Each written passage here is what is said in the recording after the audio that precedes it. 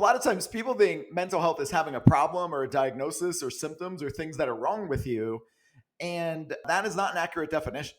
A definition of mental health is a state of well being in which everyone can realize their own stressors, cope with things productively, contribute to society. Mental health is not about having a problem, it's how you address challenges in your life.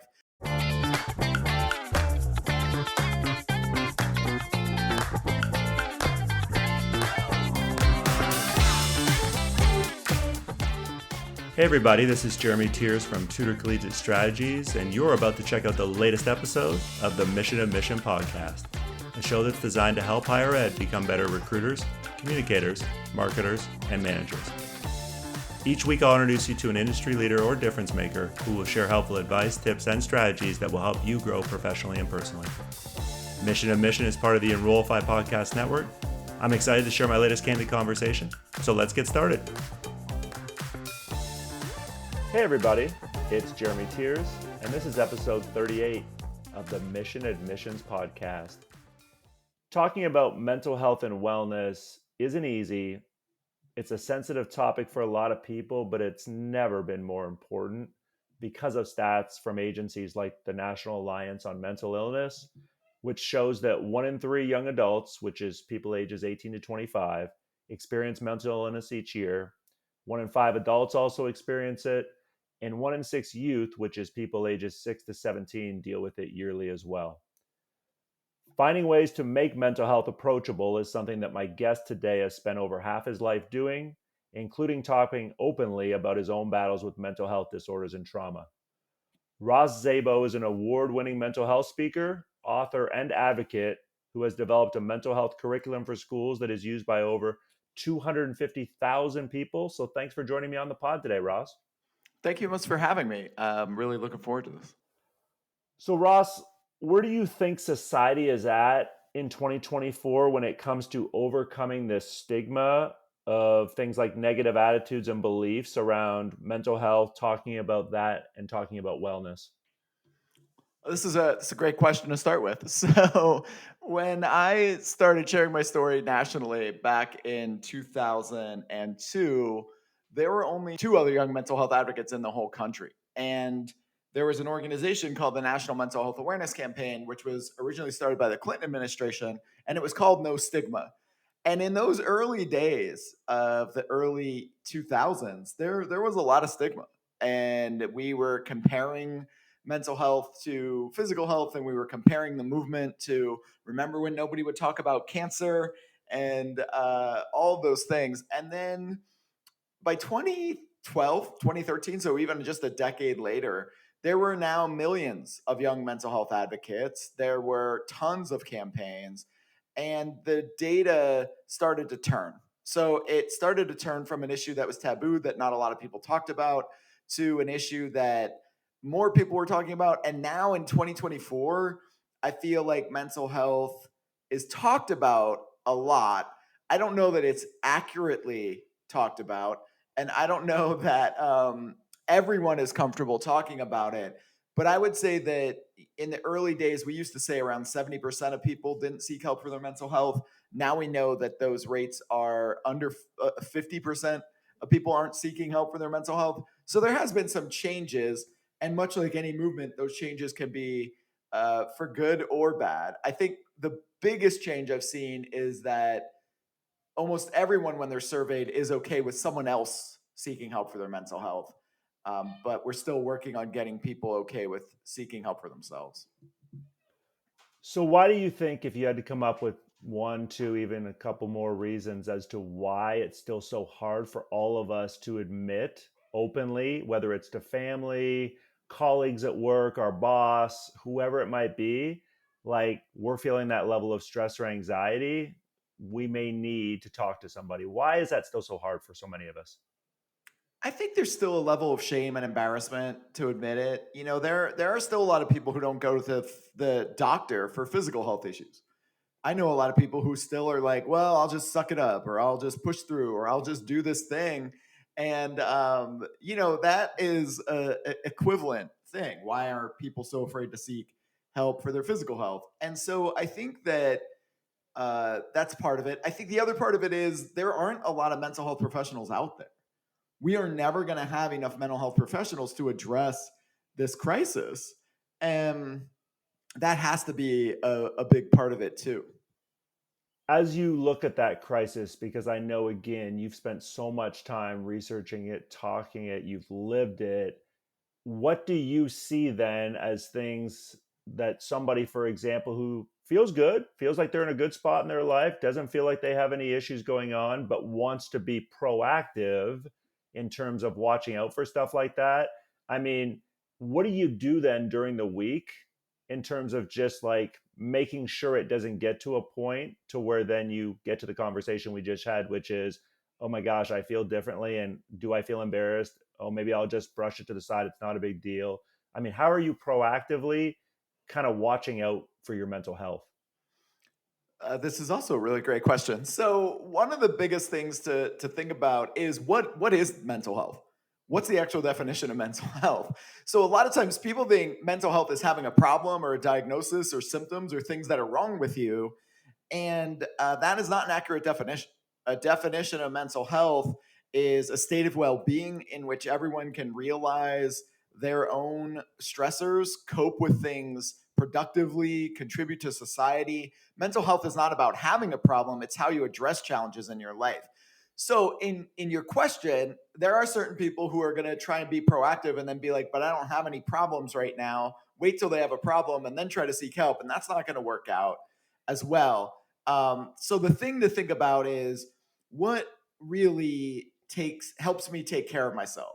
How do I manage stress? What is my family history? What kind of home did I grow up in? Have I dealt with different traumas or experiences in my life? How do I communicate? How do I find joy? And so the proactive side of mental health would be really thinking about how you address different aspects of your life, how you balance your life. And if you can get comfortable with that, you can be preventative and proactive. The flip side of that is if you have been diagnosed with a mental health disorder like I have, well, then you need other steps. That's where you might need more support. That's where you might need a treatment plan.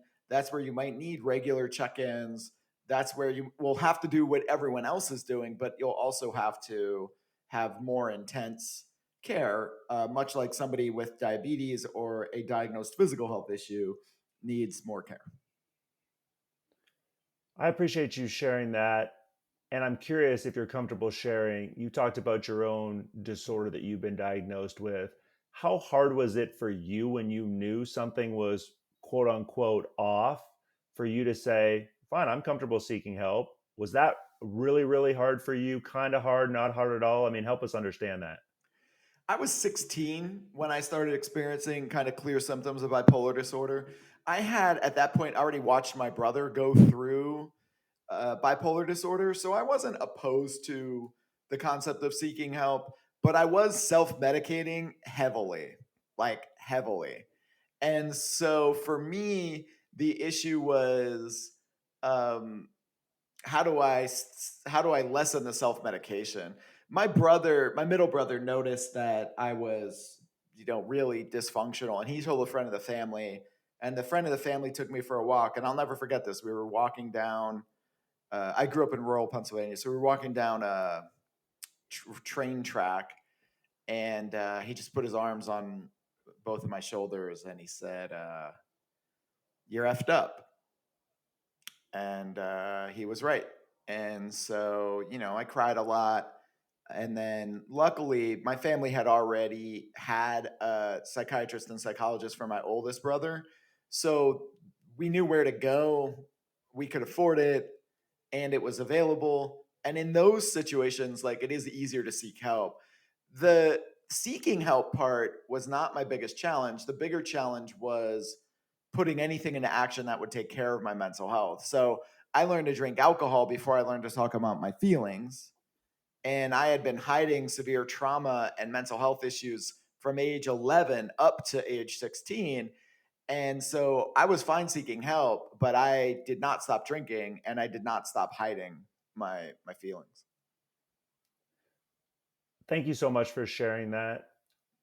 as somebody who has thought about obviously my mental health more the older I've gotten, if somebody listening to this, Ross, is like, okay, I don't have bipolar disorder, but I do have a lot of chronic stress or anxiety, and that's probably not a big deal. I mean, I've heard you say, Ross, hey, somebody who's stressed out needs mental health just as much as somebody who has bipolar disorder like you. So what advice then do you give to somebody listening to this who maybe hasn't been diagnosed as actually having any kind of disorder, but they experience or they work in an environment where stress is at an all-time high a lot of the time, and they find themselves constantly being anxious? Like, what's the first thing they need to do? What's step one?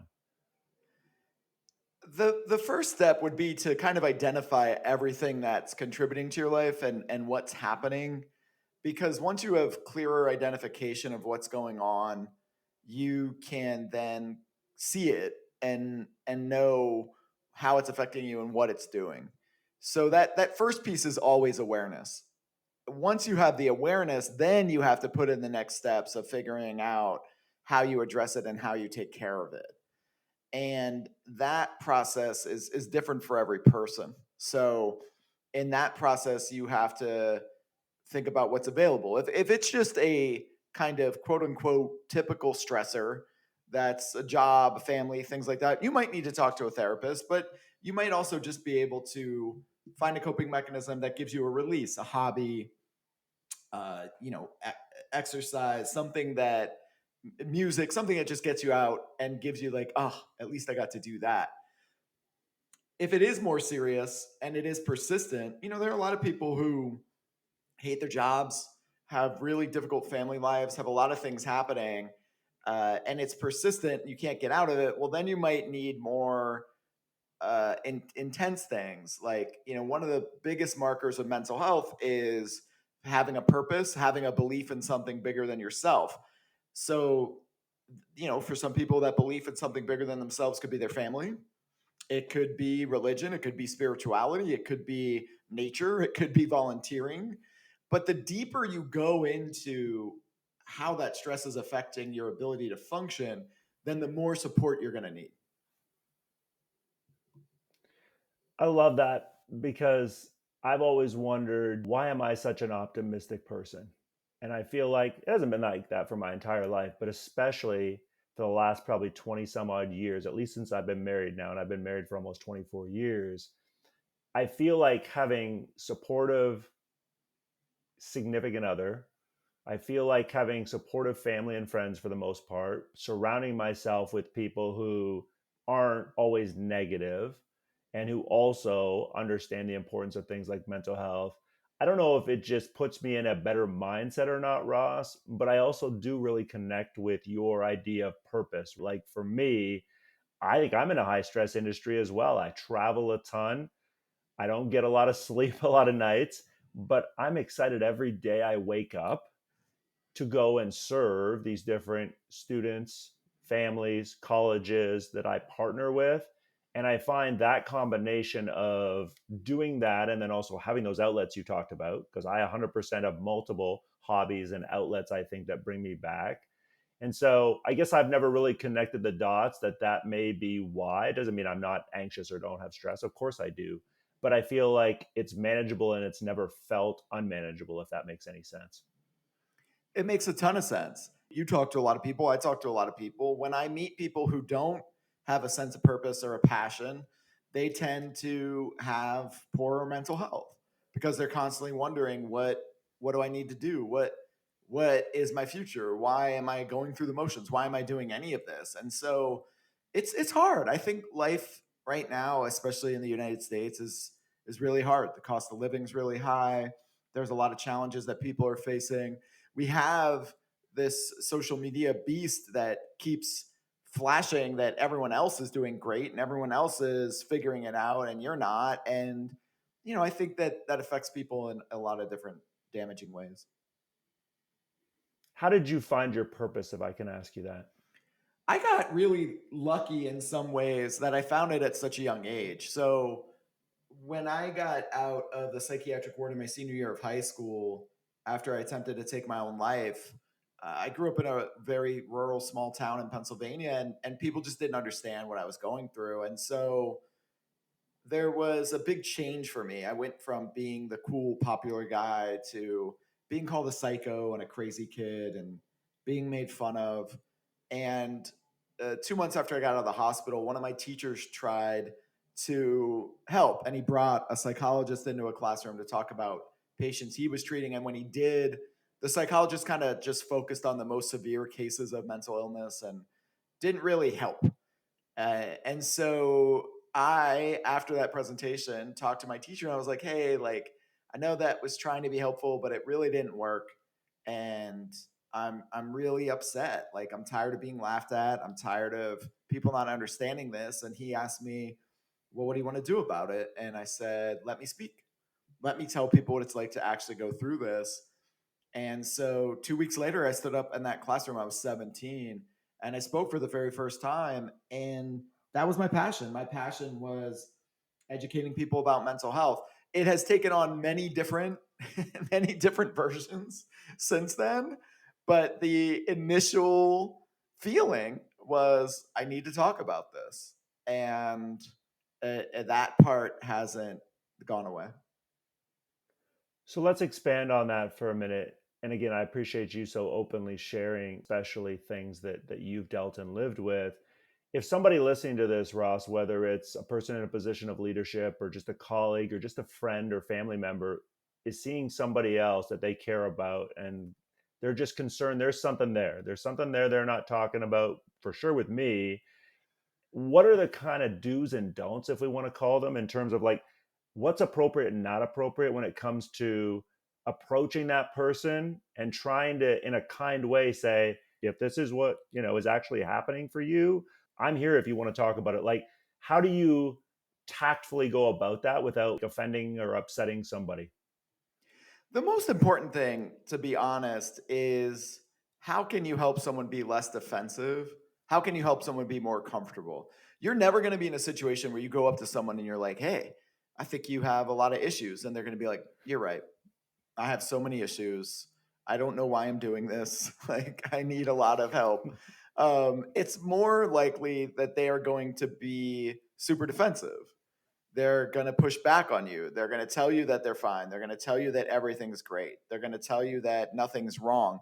So the challenge really is, how do you do this in a way that allows them to feel like they are comfortable?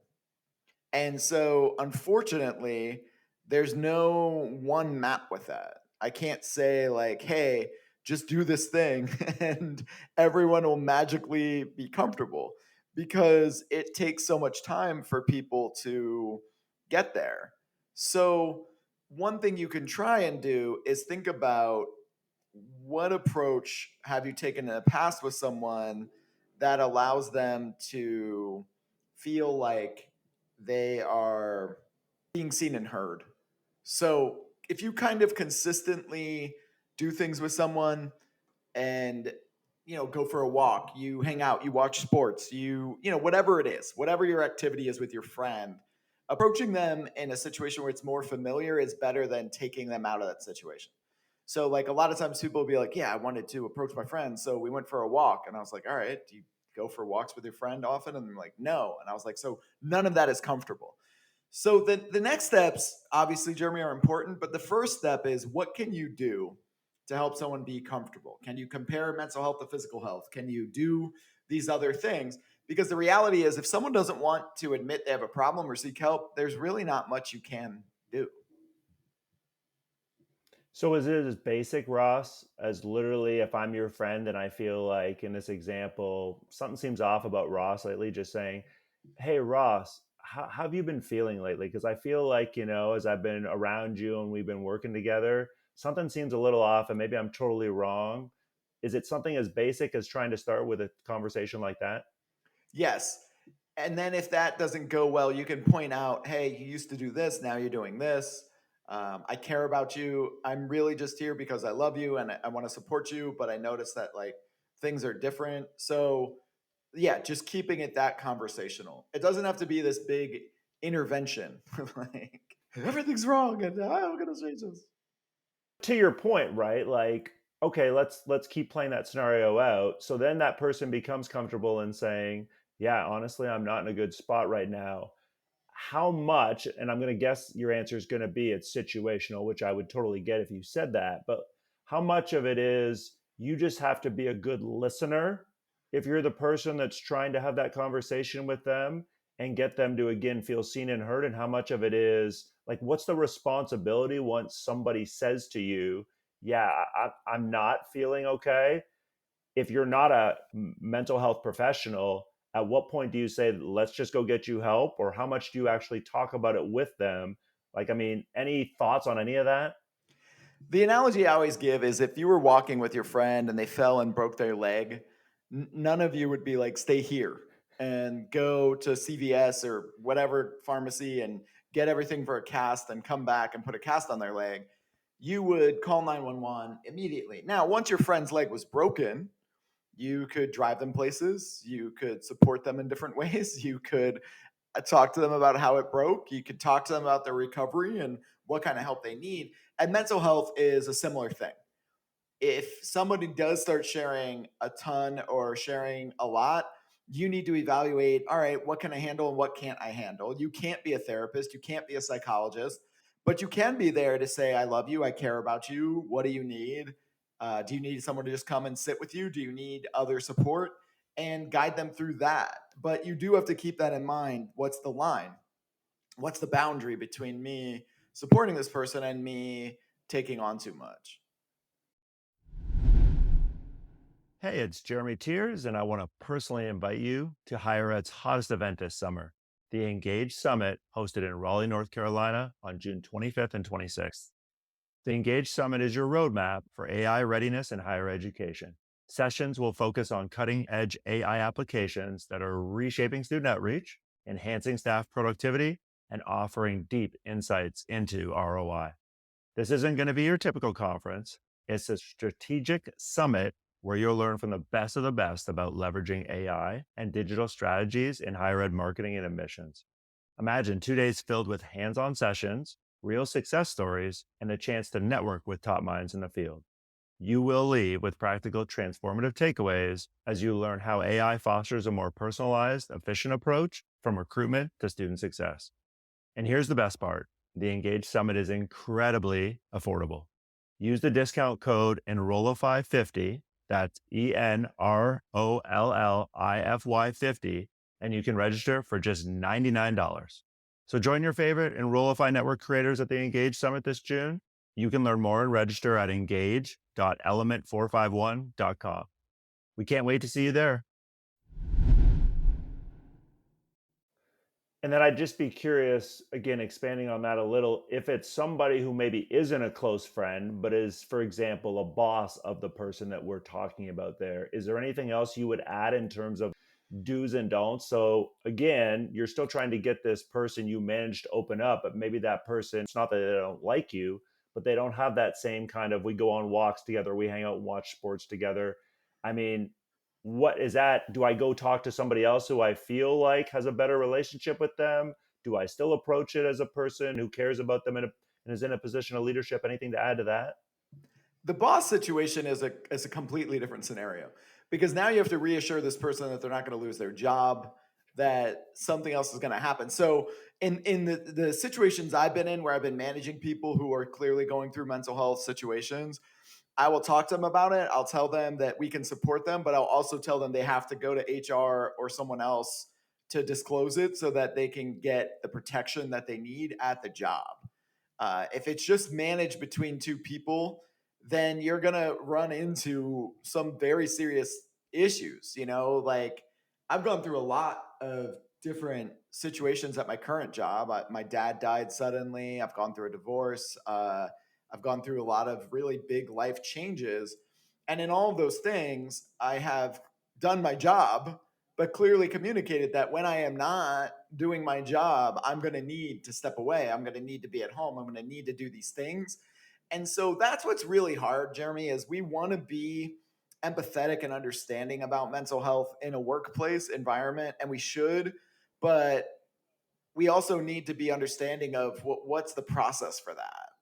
And so there are people who are going to have mental health disorders or life situations that are so severe that they cannot do the work they need to be doing. And there are days off, there are other things that might be able to support them.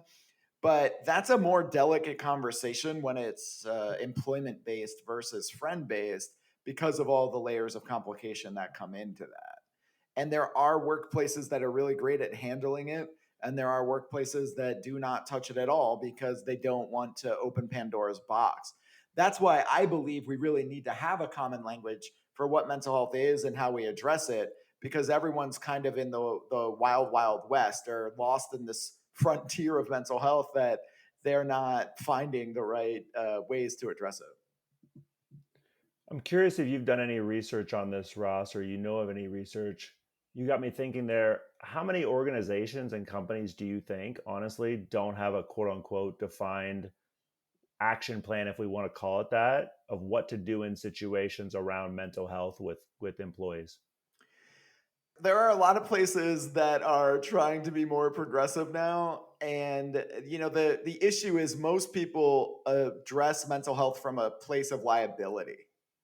So if you're in that camp, if you're in the liability camp, then it's not going to be the most humane, understanding situation. A lot of colleges, you talk about colleges, they're in a liability place. I talk to my seniors at my school all the time about how part of the reason, not the whole reason, but part of the reason colleges cost so much now is because they're hiring so many administrators to deal with students who don't necessarily have the life skills they need before they make the adjustment to college. And that's a really difficult place to be. And, so if you're in a workplace environment where liability about mental health is going to be the biggest focus, you're not going to have as humane of a response. If you're in a workplace where the overall employee health and well-being is your focus, you're going to be in a better place to respond to it. But don't forget, one of the biggest causes of missed work days currently in our society is employees who have to take care of their kids' mental health. One of the second leading causes of missed work days in the workplace today is people having their own mental health issues.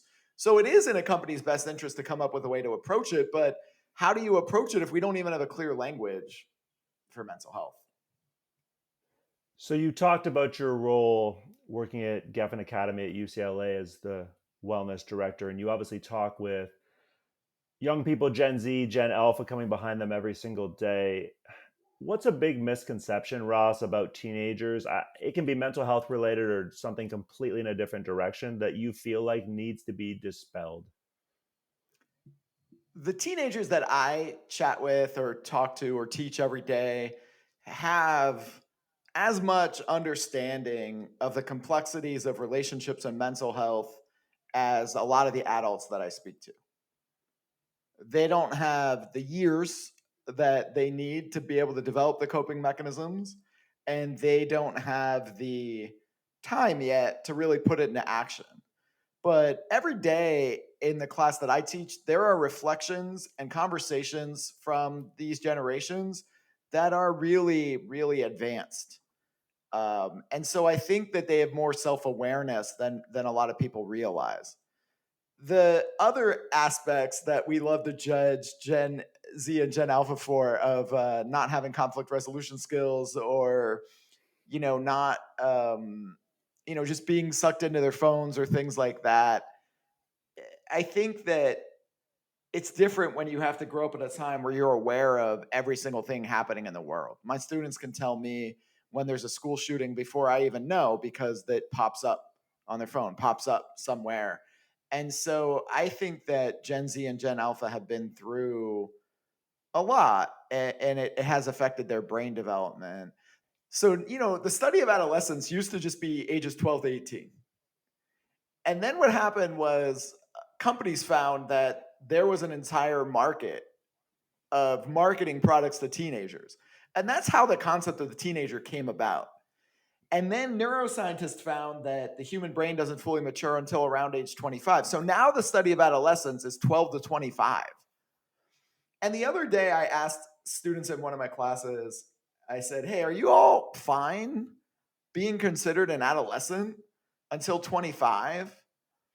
And the answer shocked me. So all of them were fine with it. And they were saying if our brains don't fully mature until 25, then that makes sense. And I had thought to myself internally, I was like, if you would have asked, I'm Gen X. If you would have asked Gen Xers in the 90s when I was in high school, are all of you okay being considered an adolescent until 25? I would have been like, no, I already have 2 jobs.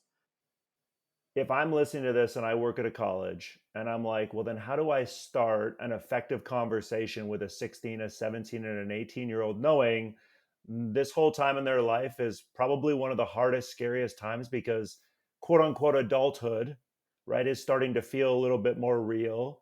We're told we're supposed to have it all figured out by the time we graduate high school. What do we want to major in? What job do we want to do for the rest of our life? Which is totally unrealistic. You and I both know that. So then what's the best advice you can give to a marketer, a college admissions counselor, somebody in higher ed who's listening going, then how do I approach students in a way they're most comfortable with when it comes to talking to them about taking ownership of their college search, for example? I think it's important to be patient. I think that is a really big piece of this. It's important to, you know, have a sense for them where you're like understanding that they are figuring things out for the very first time. And so breaking it into steps for them that are manageable is important. I think sometimes if you just come at them and you're like, you're doing this wrong, or it's not making sense, like the thing about behavior change is you don't go from like step A to step Z. You go from like step A to step A, 0.25, if that's the thing. And that takes time. And so I don't think it's necessarily about having all the answers or all the right answers right away. I do think it's more about being patient and giving them the scaffolding steps for it. I would love to get your advice on one more thing that I see a lot in the data and research we do with high school students and incoming college freshmen all across the country. Ross, we've been asking for 10 plus years about fear and things that, again, make students scared, worried, or nervous when they go through this whole idea of figuring out what am I going to do after high school. And literally 97% of students for 10 years running have told us there's all kinds of things I'm scared, worried, or nervous about. And I know what that list is. And so knowing that almost every student is dealing with some fear of everything from can I afford it? Do I want to move away from home? What size of a school is best for me? What kind of a learning environment is best for me? I'm scared of making the wrong decision as well. What's the best way when it comes to talking to a young person about a subject like fear, especially when, again, you're not a family member? So it's not like you have this built in trust with them yet, but you are coming at it from a place of, I want to listen to them, understand them, and find ways to help them.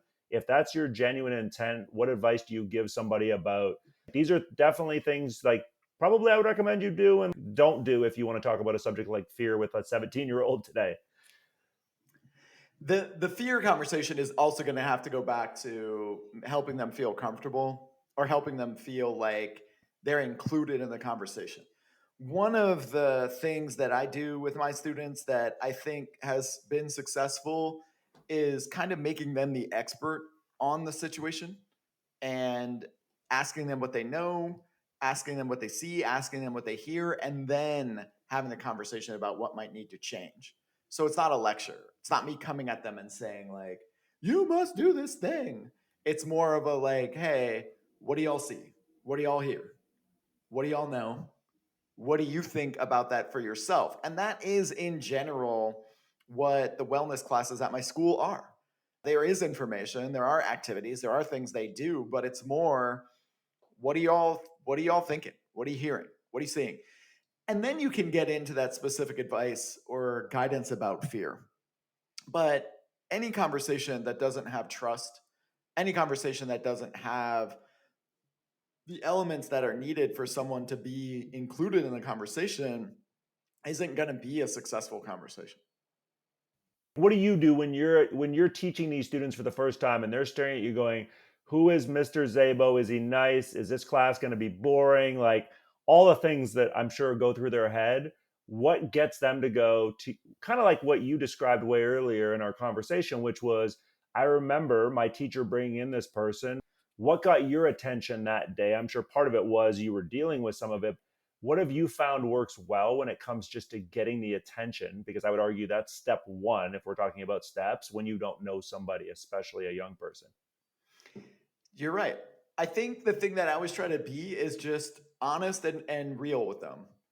When we're talking about topics that they may not want to talk about, the conversation really is, well, this is what's happening. This is what statistics are saying. This is what data is saying. This is what I see. So, how do you feel about it? I think that teenagers and young people are the biggest judges of authenticity. And if you are not authentic with them, they will see it instantly and they will let you know. And they will either check out or humor you or dive in. And so I think that being authentic with whatever you see or whoever you are is really important. I also think it's really important to have boundaries around that, so that you're not dumping on them or disclosing too much. What makes you though authentic? Because I feel like we've been talking about authenticity as a society. Young people want you to be authentic. Okay, then what makes, you authentic, especially to a young person in 2024 in your opinion? Owning what you have done and kind of what you've gone through. I'll share with students my mental health journey, not from a place of I have it worse than you or I know more than you, but literally from a place of, hey, these are things that have happened to me. These are things I've experienced. I know what it's like to go through high school hating myself and not believing in myself and not thinking there's a future. I know what it's like to go through the first stages of college in binge drinking and not taking care of myself because I didn't know what to do. I know what it's like to do that. I'm not going to make this conversation about me, but I do want to check in and see what you are thinking and feeling and what you're hearing. Where's the line? So I have a 14 and a half year old daughter, and I have no problem sharing. This comes up in our household sometimes. Like, Dad, you're being weird. So where's the line in what we just talked about there? And like, well, now the student's looking at you going, "You're getting weird, Mr. Szabo." I have the benefit of they're not my kids, right? So in the case where somebody is saying you're being weird, I think it's important to really go back to the fact that so many people go through it, and that if they're not going through it now, you just want to try and have the conversation. So if they ever are, they know that it's okay. And if they never go through it, awesome. That's great. But what I tell my students all the time is it's important to really make any taboo subject less taboo, whether that's sex, whether that's money, whether that's conflict. And if that can happen in a school environment, then it does have tentacles that reach way out beyond anything I ever imagined. Ever imagined. The comfort that students have with me because they've had me as a teacher for 6 or 7 years is pretty comfortable. And they ask questions that even I'm shocked at sometimes. Where I'm like, wow, they really trust that I'm going to support them, that I'm going to help them with this answer. And that is not really about me. It's about the concept of making difficult conversations more approachable. Ross, last thing I wanted to ask you, where do you see the conversation around mental health heading in the future?